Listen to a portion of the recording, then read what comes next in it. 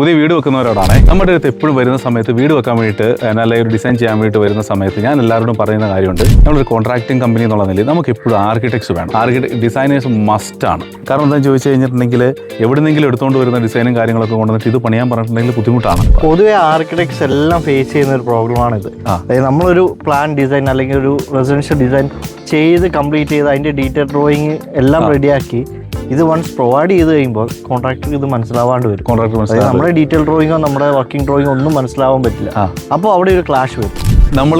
നമ്മൾ പലപ്പോഴും പോകുന്ന സമയത്ത് ചില കോൺട്രാക്ടേഴ്സിനോട് നമ്മൾ പറയുന്ന സമയത്ത് അവർക്ക് അന്നേരം ഈഗോ വരും. അത് വേറൊരു കാര്യമാണ്. കാരണം ആർക്കിടെക്ചർ സ്പെസിഫൈഡ് ആണ്. ആ ഡ്രോയിങ്ങിന് ഒരു ഇട പോലും അങ്ങോട്ടും ഇങ്ങോട്ടും മാറാൻ സമ്മതിക്കില്ല. അപ്പൊ അതിൽ ചെറിയ മാറ്റം വരുമ്പോൾ തന്നെ അത് ഈഗോ ക്ലാഷ് ആയി, അത് മാറ്റാൻ സമ്മതിക്കാതായി പോകും. ആത്യന്തികമായിട്ട് ക്ലയന്റിന് അത് പ്രോബ്ലം വരുന്നത് ക്ലയന്റ് ആണ്. ക്ലയന്റിന് കോൺട്രാക്ടറോടും പറയത്തില്ല, ആർക്കിടെക്ട് വിട്ടുകൊടുക്കുകയല്ല, ഈ സാധനം ഡിസൈൻ ചെയ്ത് തന്നെ വേണം. കോൺട്രാക്ടർക്കാണ് ഈഗോ ആയി. ഈ സംഭവം മിക്കവാറും സൈറ്റിൽ കാണുന്നുണ്ട്. ഒരു കോൺട്രാക്ട് അല്ല ആർക്കിടെക്ചർ ടീമായിട്ട് വർക്ക് ചെയ്യുവാണെങ്കിൽ അതായത് ഏറ്റവും ബെറ്റർ. എല്ലാവരും ലാഗ് ചെയ്യുന്ന ഒരു ഫീൽഡാണത്. കാരണം അങ്ങനെ ഒരു കൺസ്ട്രക്ഷൻ ആൻഡ് ഈ ഒരു ഡീറ്റെയിൽ മനസ്സിലാക്കാൻ പറ്റുന്ന ഒരു പെർഫെക്റ്റ് പ്രൊഫഷണൽ ടീമിനെ കിട്ടുന്നില്ല. വളരെ ചുരുക്കമാണ്. ഇതിൽ കാര്യം ഇത്രയേ ഉള്ളൂ.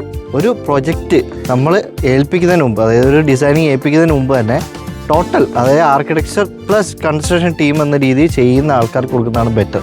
കാരണം അത് അവർ തമ്മിലുള്ള കമ്മ്യൂണിക്കേഷൻ ഒക്കെ ആയിരിക്കും.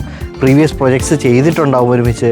അപ്പോൾ അത്തരത്തിൽ ക്ലയൻറ്റിന് കുറച്ചുകൂടെ ബെറ്റർ എന്താ പറയുക ഓപ്ഷനാണ്. അപ്പോൾ നമുക്ക് വീണ്ടും അടുത്ത വീഡിയോയിൽ കാണാം. Thank you.